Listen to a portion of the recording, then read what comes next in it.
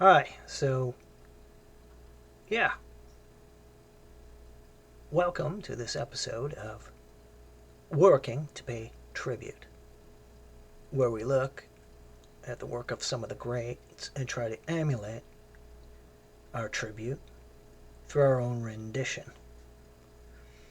Today we're going to be looking at someone I'm sure you're all familiar with.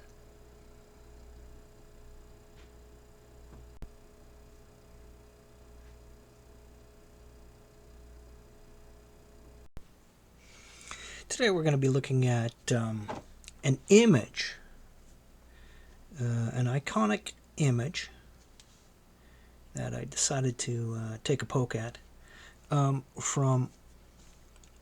1966 and 1967 concerning the Amazing Spider-Man comic, as well as the Crayons cartoon series in 67. This isn't a tribute per se where we do a documentary on John Romita, but rather just through the work itself pay tribute. And I just want to mention, for those of you who saw this, well, the other version of this video itself, I think you can figure out why this second version was rendered. We need not get into it, but it's okay. I still have it on file, and I will use it in the future. All right, so what you're looking at here is number 39 of the comic book Amazing Spider-Man from August 1966, which would have put it on the stands mid-June 1966. Now, what this particular issue represents is, although it wouldn't be the first time he would draw, was not the first time that he drew Spider-Man, this would be his transitional emergence into the responsibilities of the Amazing Spider-Man line, which was selling like hotcakes at this time. But there were a few things happening. Steve Ditko was ready to make his departure. He was leaving, apparently over disputes concerning royalties with Martin Goodman. Also important to note, before we get on the hate bandwagon, that Stan was fighting for the rights of his artists in regards to royalties and pay grades concerning such issues. But Ditko had had enough, and he was leaving. So Stan had approached John Romita about taking on the Spider-Man line. Now, here's something important to remember. At this time, apparently, John Romita was happy as could be working on the Daredevil series. He was just loving it. He loved the character, loved drawing it, yada, yada, yada. So when he took on the line, he had already had the experience of the cityscapes, as well as, a energetic figure flipping between buildings, etc., etc.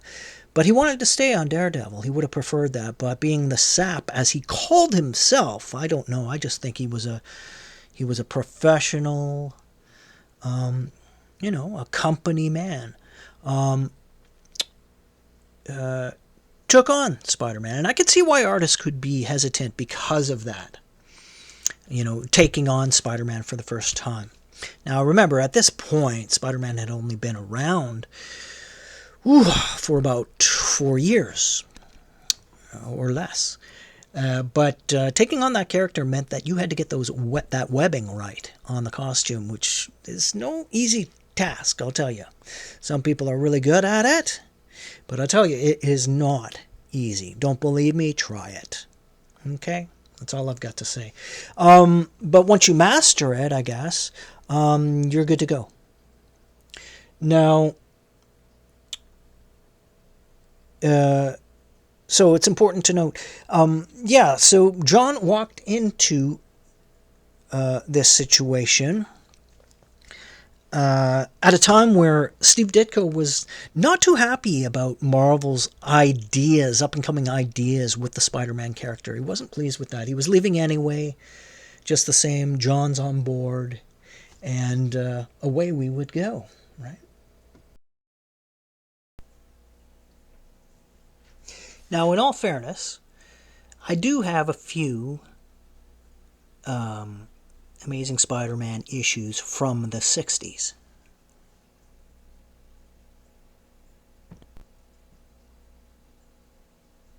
Yeah.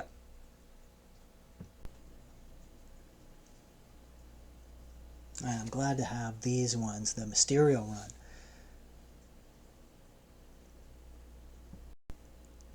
The run that ended up with the same title in the Kranz cartoon series that would come out, The Madness of Mysterio, the big circus scene. I think you probably remember that.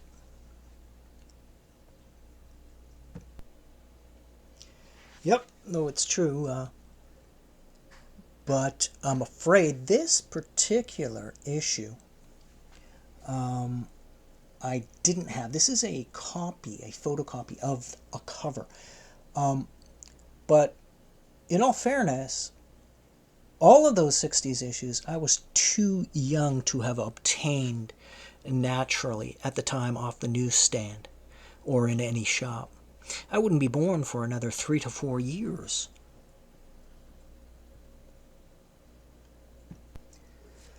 However, I would have the opportunity in the mid-80s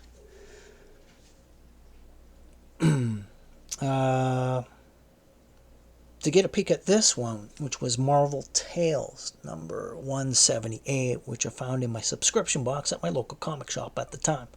Again, it was an August issue, so that meant it would be on the stands again around June, mid-June. So I was on the way to becoming 15 years old at the time.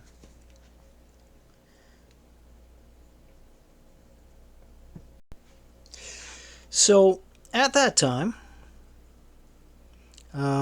looking through this reprint in 1985 from the 66 issue, 1966 issue, as the original, I started flipping through, and this was, of course, as we all know, well, many of us know, the issue of, this is what Romita walked into. Talk about impact. The writing supported his entrance in a way when you look at it. This was the big unmasking issue of Spidey's formidable foe, the Green Goblin, revealing him to be Norman Osborn. And, it's a big deal, right?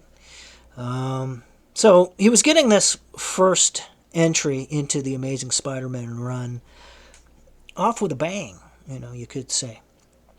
But by this time, it was 20 years later, you understand. Here we are in 1985, and I opened this up, and, it already had been 20 years since that unmasking. Gobby was actually dead, too. We all knew that. So this didn't have as much impact when I saw it. I still felt it. It's a strong sequence. It's iconoclastic. It's great. But it didn't hit me as hard as another panel, and I wondered why. It was this panel here. Yeah, it was this panel here, which occurred much earlier, towards the beginning of the issue itself. This panel here. But why? I remember when I came across it, it hit me. It was etching into me, like digging into me, and I couldn't figure out why. What was it about it? There was a feeling of familiarity. There was a feeling of deja vu, if you know what I mean. Why? What was going on? It wouldn't hit me until years later why that was.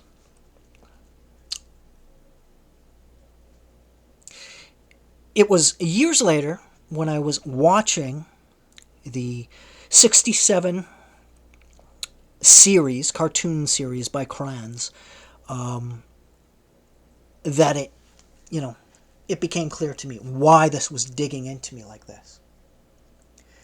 And it had to do with something I had visually seen previous. So as I just to put this in the proper context, to make you understand, it's 1985. I'm looking at a reprint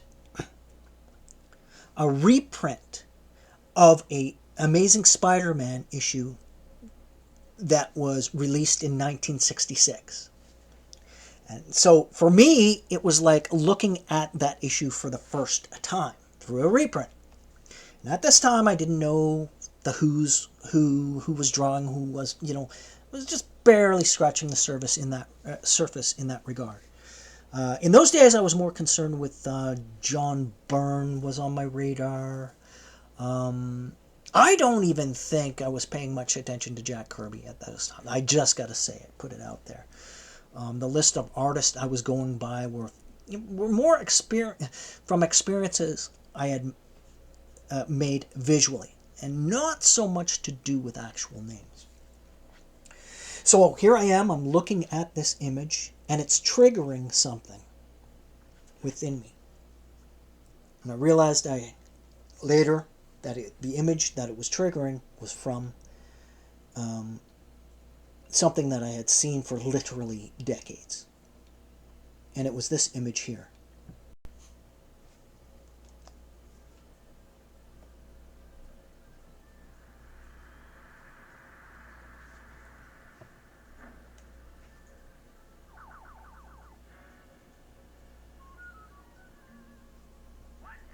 There it was, of course.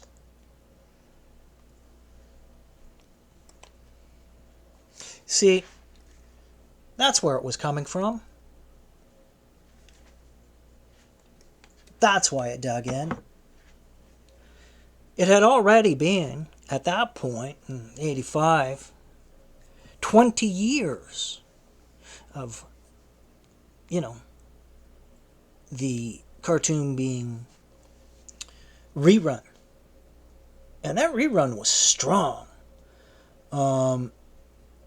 It maintained itself for like 5 decades to come. It was ridiculous. But the point was that a lot of these images were ingrained from watching the series over the years. It only made sense. But there it was. That's why it hit me so. It's the angle. It is the same picture, basically. It is the same image. And at this time, at the beginning of the series in 67, John, or Jazzy John Romita, was listed in the credits at that time. This was, of course, before Ralph Bakshi had taken the reins and began taking control of the episodes. So I looked at this later, realizing why it had impact. But I was also looking at it and saying, I wonder how much of a hand Jazzy J had in this. Are these his actual images? Or were they swiped by another animator or artist at the time? The point is, the original picture or inspirational pick, it came from that image in number 30. Sorry, is that 38? No, 39. In issue number 39. That's where it came from. And it was so iconoclastic, you know. There were some differences, though. Like, for example, I can point some of them out to you right here. Let's get a position. There we go, with the eyes bright. That's what I'm going for, with the mouth open and the eyes wide. Okay, there are some differences to point out between those two picks, right? The comic book one and this one. For example, stay with me here.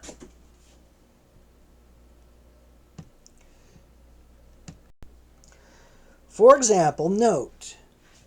Okay. Look at the image of the black around the eyelids here.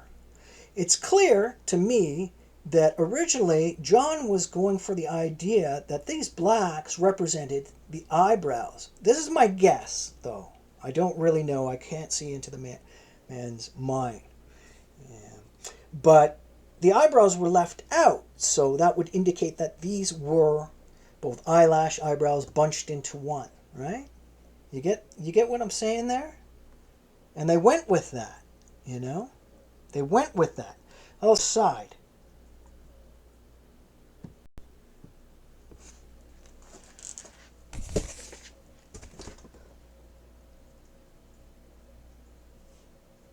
Right? But in this one, if you look closely, you've got the darkness around the lids, all fine and good. Yeah, the darkness around the lids, all fine and good. But here, it looks like they made the decision that these were eyelashes, because they later put in the brow, the eyebrows, see? So you have both. You know what I mean? And I think this was a good idea. I like this better. It's an upgrade. Whatever. Oh, look. There's something I want to point out here. I don't know. It's going to be hard for you to make out. You can barely make it out when you're looking at it on the screen. But if you look right along here, if you trace, see with my pinky finger there, there's a very thin line here. And you can kind of see it here. That's where, you know, the jaw itself has been sectioned for movement, right, in the animation. And it's in the eyes too, but they did it in such a way that it's very hard to see there. And these could be two different techniques. I'm not quite sure. But yeah, there was a difference there. Also, I want you to take into account... Oh boy, let's see if I can swing this around a bit to show you. Damn that lighting. Hold on. Yeah. Yeah, I want to point out something here. See this? There's this fine feathering. Damn, that light. There's this fine feathering right along here. And all you've got is just parallel lines, you know, to shade in this area. Right? That's what... It does the job. Don't get me wrong. It does the job. However, it left a bad taste in my mind. But overall, I think this is a much... You know, it's an improved upon cell compared to the original panel. The original panel, which is great. Don't get me wrong there. So anyway, that's where I was going with it. I saw this. Oh, and you know, please note, look at the direct stare of the Gobby at the viewer. That was also a difference, an improvement. And speaking of improvements, I just want to add that I think Johnny Romita was definitely a step up for the Amazing Spider-Man at that point. You know, his work in the romance comics enabled him to render some beautiful women, like Peter Parker's girlfriends, etc.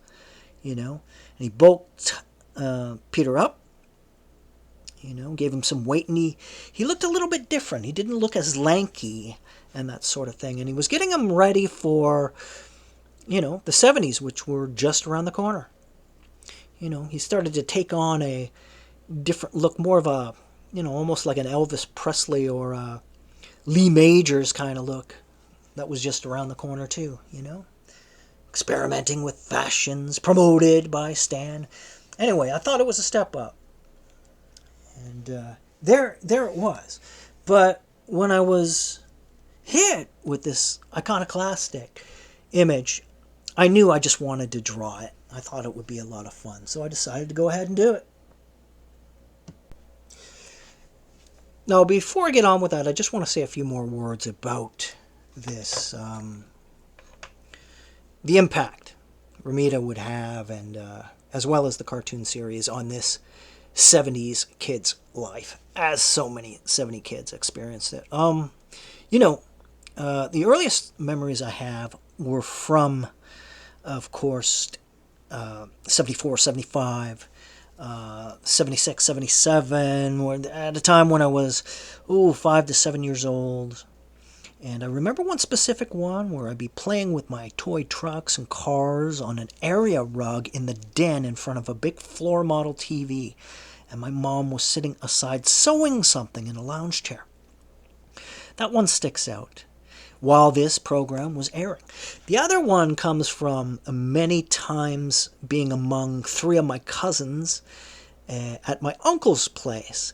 And at the time visiting my uncle or / my grandmother.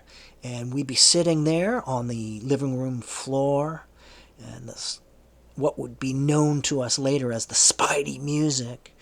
So many of us, generations later even, the Spidey music, filling the room and the colors filling the screen. I remember that. And if I were to break it down into sections, as far, like I said, remember, by this time, the series, even in the early 70s, was already, what we refer to as reruns. So by this time, it was already reruns. So in the early 70s there, it was making its way into our consciousness. So, like, breaking it down into sections, it would be then the first initial exposure to it between 74 and 76, 77. The second would be in 78 to 80, when I was between 8 and 10 years old, where I started collecting comic books. And by then, getting into more and more drawing of them, that sort of thing. And pretty soon, just around the corner, I'd be reading the comic books more and more at 11 years of age. But yeah, I mean, and then after that, I would say, I'd jump ahead a bit to like 84 to 89, the teen years in high school, where this rerun, or this cartoon series, was still celebrated by so many, like even, older teenagers at the time. We'd reminisce about it, joke about it. I think one of my buddies was actually videotaping it. Yes, videotaping the episodes at home because he loved them so much. And he thought, I don't know, we get all nostalgic about it. And the program was still rerunning at this time, you understand. It just kept going. I mean, even now, the 90s was a bit of a wash as far as creativity went. I was doing a little bit, but not so much. That was a different time. Anyway, but in about 2001 to 2005, there was like a resurgence for me in the enthusiasm over comic books and art and creativity, that sort of thing. Went out and got a new drawing table, started submitting work to the big boys out there, enthusiastic, going to conventions, etc., etc., etc. Kind of like heading back to my youth. I think I went something. As an adult, I went into a comic store for the first time in years, and I picked up a few issues, and then the teller rang them through, and my jaw dropped when I realized how expensive these things were. But of course, the quality had changed on them, and there had been a lot of changes. But I thought to myself at that moment, I'm going, why would I pick these up? Why am I reading these? I should be making these or something like that. It was an obscure kind of thought. I remember that being downtown one day and seeing obscure comic books tucked in the corner, obscure comic book store tucked in the corner, and walking in and thinking those thoughts. And then again, in, oh my God, it must have been 2006 to 2009, they were rerunning still. And I started recording them myself on DVD rather than VHS at this time, and thinking, there's something here. It's still connecting. It had I don't know, it had a lot of people can identify with this sort of thing, the movies, the images, the artistry, the toys, and things of our youth can, our bikes or our little childhood adventure. We all have specific instances, points chronologically, where we can, we get nostalgic about them. And I think it's a good thing. We might bore the tears out of the people listening because each one of them is unique and one doesn't give a damn about the others. And sometimes you find some unity there. But whatever, I think it's a good, healthy thing. And this series definitely had its impact. So by then I was copying them, and that took me right up to 2017 into the present. 2017, I actually picked up the box set as a grown-ass man. I don't know what to say about that, except that, I understand that, to fans of this sort of thing, the science fiction, comic books, nostalgia about old movies and our childhood, you don't really have to explain it, but there are a lot of people that wouldn't understand it, especially when it comes to cartoons and comic books and stuff. They make, I think it's okay to make judgments, but I think they make shotgun judgments about it, intellectually, in IQ and stuff, without knowing much about it. We know all that anyway. I don't want to get into that. There's no point. But rather than explain, I'll just flat out tell you, I just love this stuff. I mean, I do. And it's not to be explained, really. But anyway, yeah, so the series, profound effect. Profound impact on the 70s kid's life. And, I'd carry that with me, like so many did, for years to come. But the more I thought about this image, the more I thought I've got to draw it myself, as a tribute to both the artist of the comic book, John Romita, and what later developed into the Crayons cartoon.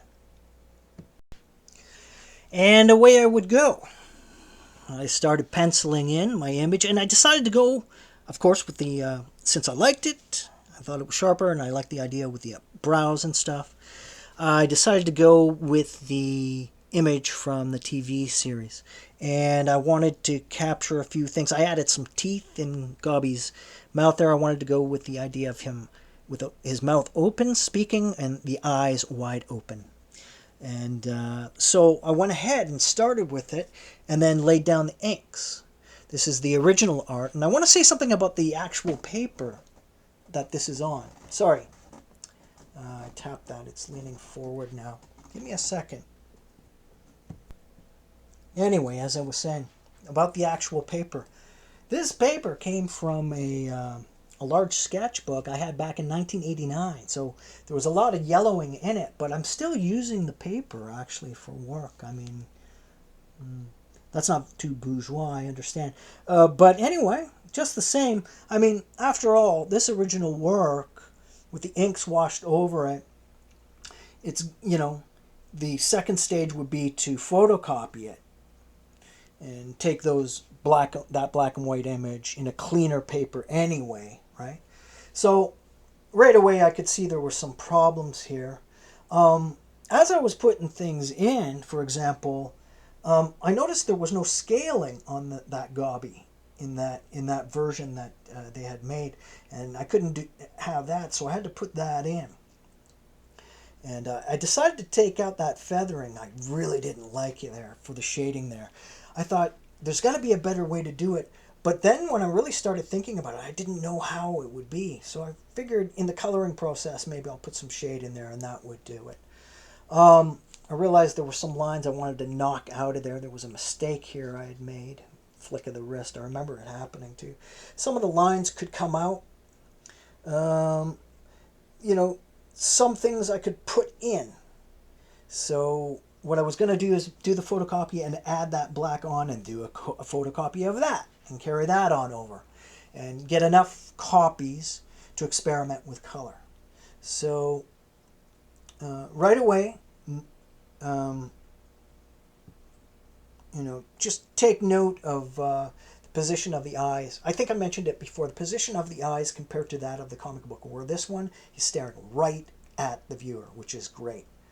I went in this area here with the shading on the image. I didn't like. I was having trouble with this section here, and I thought it wasn't working for me. There was something I wasn't seeing.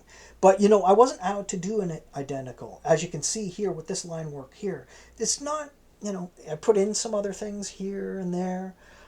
It's my piece, right? So it's my 2 cents worth, yet still paying tribute to an original work from that 1966 issue. Yeah, so moving right along. Already, you can see the differences. I knocked out some of the lines I didn't like here with the correction fluid. Came in here, polished up the chin with some correction fluid directly on the paper. You can still see the texture of it. This troubled me too. The part where the hood comes to meet the end of the hood here. This line and this line I noticed in the original wasn't really, they didn't mesh and they weren't conducive to each other. But when I was drawing them, I remember drawing in portions. So here I draw in this portion, right? Then I come down here and I'm doing something else. And then come back up here to finish this area. And I didn't, you know, ideally it would have been good if I was drawing like this. Just draw one line right around. But since I did it in sections, it broke my attention away from the other, if you get my meaning. So the line was broken. When I came back to it, I'm like, well, I don't like that, right? I don't like that. But in fact, if you look at the TV picture, they went with this section and the top of the hood. They didn't feel like it had to be one consistent. Anyway, I decided it wasn't going to be that way. So I took this line, instead of extending it here, continued the line past here. See the little section there? Well, you won't find that in the original, okay? But I put it, I don't know. I don't know. There was some sort of decision was made there. And, yeah. So I went with that. Added my stuff, took away some things, changed some things, as I said, in the shading here and the linear stuff here. Decided to knock that out. And so made some photocopies at this stage. And, you know, to give me enough to, I don't know, 2 or 3 to experiment with the coloring process. Okay, just forgive me if I'm not presenting these images directly. I'm just using my standard webcam on my laptop for these images. But anyway, moving right along, I don't know if you've seen some of my other videos, but I mentioned that I'm usually working from just normal stationary supplies. No digital enhancements. I don't use computers, that sort of thing. Maybe I will in the future. It's not a video about putting down those things, but I'm trying to appeal to those whose means are limited, in the sense that to show them how to take what you've got and still apply it and come up with something you can be happy with, so to speak. So nothing bourgeois about the materials, and in this case is no different. What you're looking at here, I'll give you a general outline. With the vest and the hood, you got two close value, cheap, childlike play school kind of Crayola markers. Big old fat clumsy things, right? You got a violet in there. A violet kind of color that's enhancing and outlining the darker inks, right? And then a follow-up with a pink marker, which turned out to be a magenta, right, in here, right? So you got the two of them. And I got to admit, even though I wasn't happy with this coloring, this attempt, I found this interesting, the way the violet and the magenta complement each other. It gives it a kind of a glowy, colored light bulb kind of look to it, kind of Sterenko-ish. I don't know. That would probably be an exploration for another recording. But anyway, kind of like that. So same thing on the hood, right? And then for his skin, I took a two-tone as well. But here I used two different types of medium where I'm looking at, well, I used a pencil crayon as well as another cheap-ass water-based marker. Took the dark green of the water-based marker and just, again, outlined. This is not an oil painting, folks. Try to remember this. And this is not a recommended technique. But anyway, just outlined the line work or black inks, right? And then went around with the pencil crayon, filling in the other space with a softer hue, close value.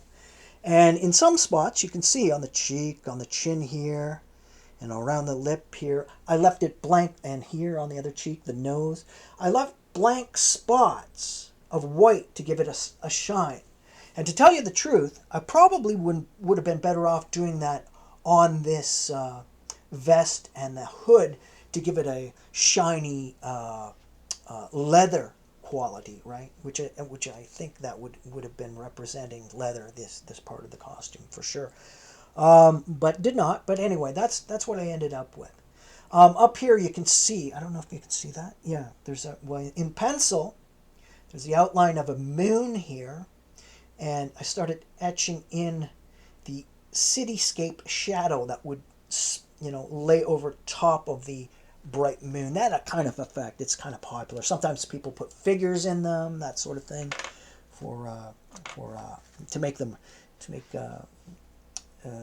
image really pop. But I got frustrated with this. I wasn't happy with these colors, so I decided to just move on past it, and I didn't complete those. But maybe I will go back to them and finish the moon and that sort of thing later.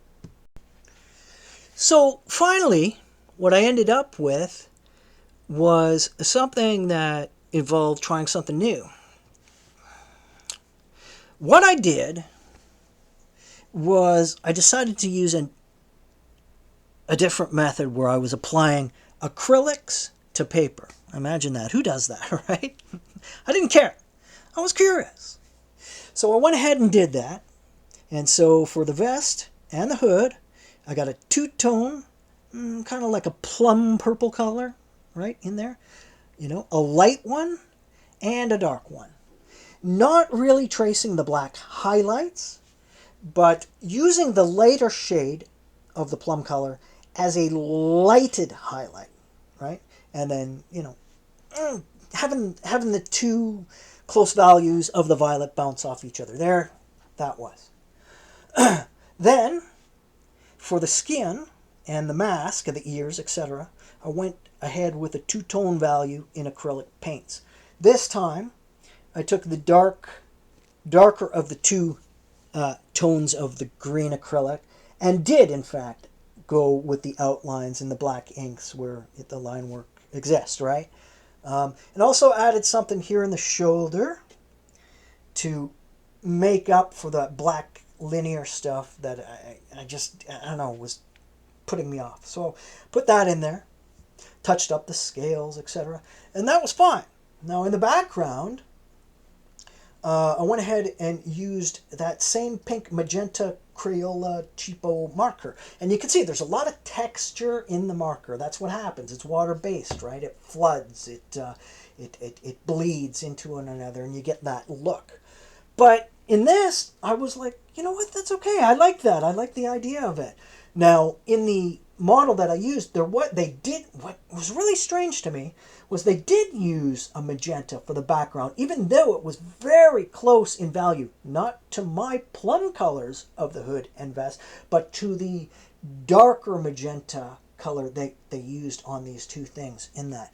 And I thought, wow, that's really a strange choice. I don't think I would have thought of that. But when you look at it, it really pops and it really works. And someone made a decision there that was a good one. And who can say what the rules are, right, within creativity? But it really works. So anyway, I went ahead and did the same thing with that in mind, although the effect was different because my values weren't as close. But I still liked it, so I went with it. And there it was. There, I completed that. And yeah, and it's just basically in tribute to John Romita's original image in the comic book and the later work that went into the Crayons cartoon and the impact it had on 70s childhood. I'm sure a lot of you out there who are older can relate to that. Some of you who are not can relate to some of your favorite comic book characters and stuff from the 80s and 90s as kids when you were the toys, the television program, you know, all of it. But anyway, there you have it. Hope you enjoyed it. And that was the first episode of Working to Pay Tribute. In this case, we were looking at John Romita's image. Thanks for coming by. See you again.